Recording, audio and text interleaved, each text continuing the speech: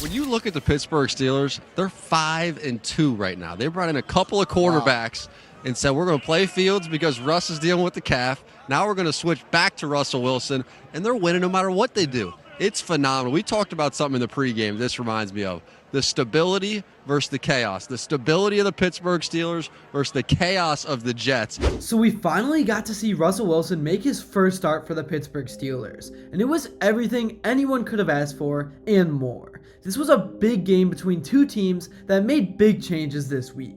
The Jets brought in Davanate Adams, and the Steelers changed their quarterback. But once again, we saw that Steelers voodoo at work. They are just so good at special teams, and they just manufacture wins. It's honestly incredible to watch them do it. It's unreal. They are just really good at winning football games, and now standing at 5-2, you gotta start thinking about if this is a real contender, because they have some very quality wins and also some major tests coming up that will really show us a lot. In this video, I want to break down the win over the Jets, I want to talk about everything that's been going on with this team, and so much more.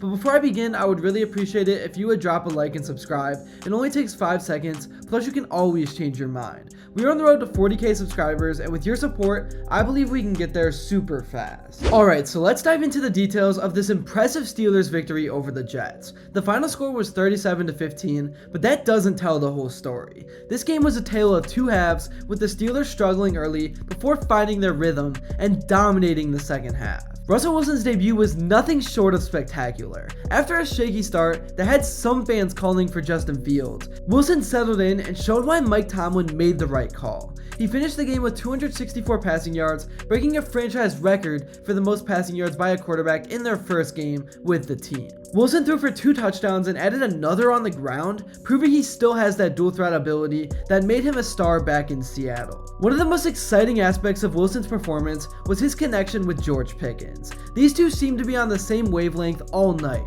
with Pickens making several clutch catches, including a beautiful 37-yard grab on a crucial 3rd down. This connection really could be a game changer for the Steelers offense moving forward. And speaking more of the offense, let's talk about how this unit can evolve with Wilson at the helm. We saw glimpses of what could be a potent aerial attack, but what's truly impressive is how Wilson's presence opened up the running game.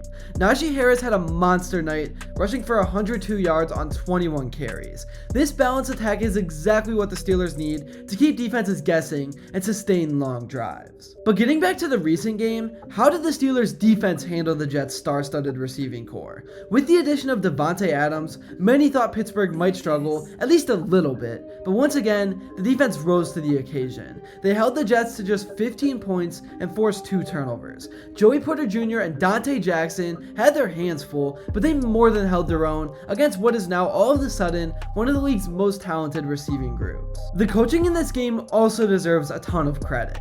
Mike Tomlin's decision to start Wilson was questioned by many, but it paid off in a big way. After the game, Tomlin was asked if this was one of his boldest decisions, to which he replied, "That's why I'm well compensated." This kind of confidence and decision making is why Tomlin is considered one of the best coaches in the league, whether people want to admit it or not. So let's talk about the future of this team. At 5-2, they're sitting pretty in what was supposed to be a tough AFC North division before the Browns and Bengals sort of fell off, and the schedule doesn't get any easier. But again, with the Browns struggling, it does open up some opportunities. The Steelers have upcoming games against the Giants, Commanders, and Ravens. All winnable matchups if they continue to play at this level. And in this game, the offensive line also had a tale of 2 halves. The unit did struggle to provide adequate protection for Russ, leading to 3 consecutive 3-and-out drives in the first quarter. This shaky start drew boos from the crowd and put pressure on the offense. However, as the game progressed, the line significantly improved their performance, particularly in the second half.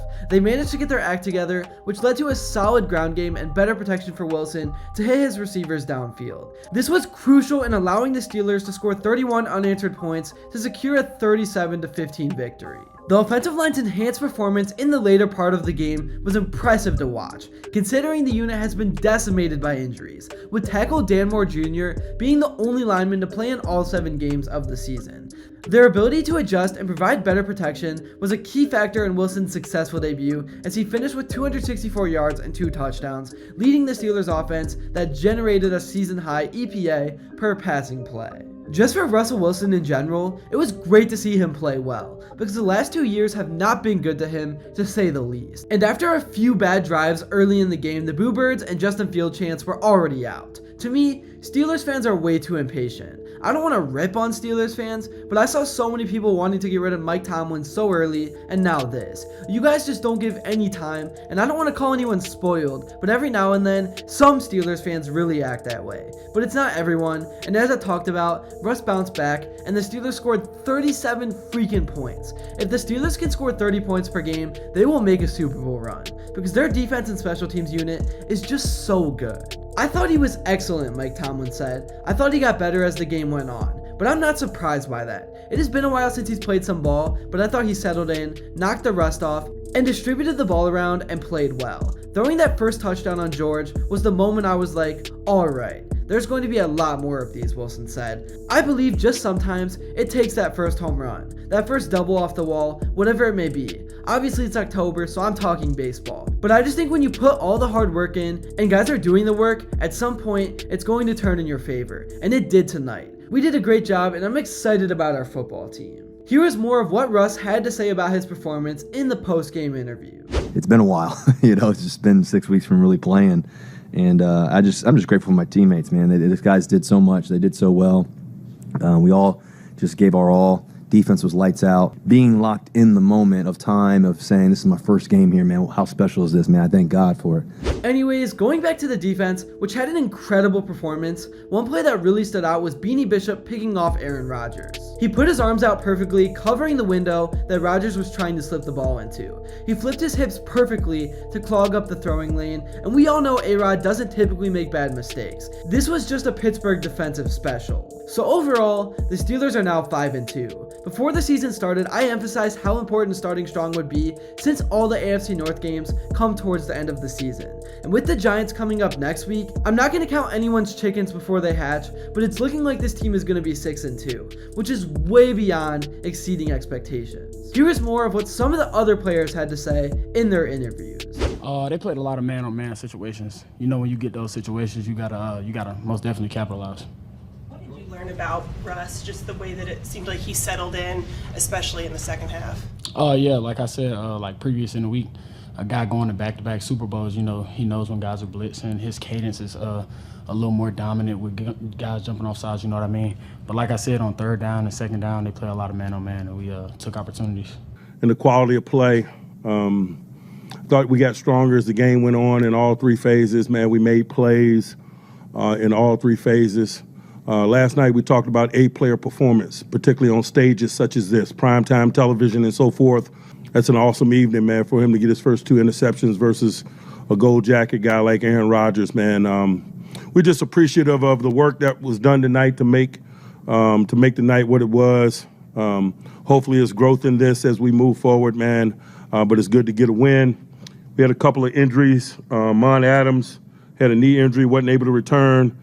Dante Jackson had a shoulder injury, wasn't able to return. We had some other bumps and bruises associated with play. But, man, I'm just really appreciative of the efforts of the men. That's really all I got for this video. Thank you all so much if you made it to this point. And if you enjoyed it and haven't yet, please be sure to drop a like and subscribe, because your support truly does mean the world. And let me know what you would like to see next. Until then, I will see you all later.